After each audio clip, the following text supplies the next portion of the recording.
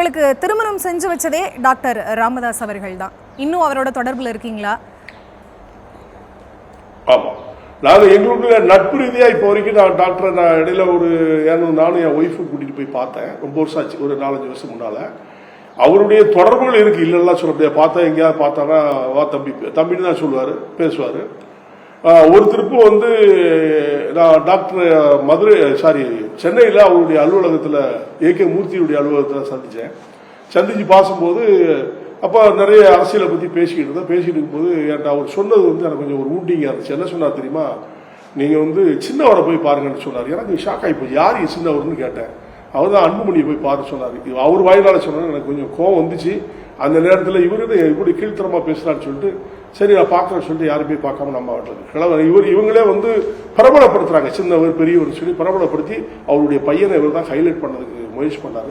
ஆனால் நாங்கள் டாக்டர் ராமதாஸ் நாங்கள்லாம் ஒன்றா இருக்கும் பொழுது ஒவ்வொரு மேடையிலும் பேசுனது, நானும் பேசுனது, டாக்டர் ராமதாஸ் அவர்கள் பேசுனது, ப்ரொஃபசர் தீரன் பேசுனது, சுப்ரமணிய IAS ஒருத்தர் மூத்தவர் வன்னியர் சங்கத்துடைய தலைவராக இருந்தது, குரு அவருக்கு நாங்கள்லாம் மேடையில் பேசுனது.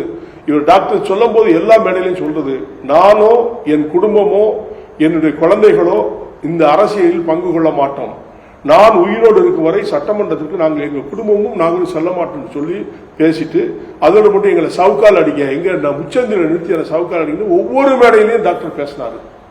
அந்த பேசி அதனுடைய விளைவு இவர் செய்த அந்த மக்களுக்கு செய்த துரோகம் இன்னைக்கு தந்தைக்கும் பையனுக்கும் சண்டை நடந்துட்டு இருக்கு. இதுதான் அவர் மக்களுடைய சாபம் தான் இவர் இந்த கஷ்டத்தை அனுபவிக்கிறார் நான் நினைக்கிறேன். அதை நான் ஏற்கனவே பேட்டியில் சொன்னேன். இருந்தாலும் வயது முதிர்ந்துச்சு, மரியாதை கொடுக்கலாம். டாக்டர் அன்புமணியை பொறுத்த மட்டும் வயசுல ரொம்ப குறைஞ்சவர் தான். என்னோடலாம் 20 வயசு சின்னவர் தான். ஆனால் அவங்க என்ன பண்ணிக்கணும், அப்பாங்கிற ஸ்தானத்தில் கொஞ்சம் தரந்தாந்து போய் தன்னுடைய தந்தை தானே மதிப்பு கொடுத்து அவர் என்னதான் பேசியிருந்தாலும் என்னதான் அவர் ஸ்டாண்ட் எடுத்தாலும் அவரோட இணைந்து அவர் செய்தால் சரியா இருந்திருக்கும்.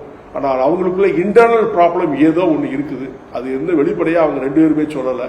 அரசியல் கட்சினால இவங்களுக்குள்ள பதவி சண்டை கிடையாது. ஏதோ அவங்களுக்கு ஃபேமிலிக்குள்ள டிஸ்பியூட் இருக்கு. அது என்னங்கிறத அவங்க 2 பேரும் தான் விளக்கணும். அதன் அடிப்படையில் தான் அவங்களுக்கு 2 பேருக்குள்ள பிரச்சனை நடந்துகிட்டு இருக்கு. இதுதான் உண்மை. அதுக்கப்புறம் நான் டாக்டர் 2-3 தொலைபேசி கொண்டா எடுக்கல, அவர் அதை நிறுத்திக்கிட்டேன்.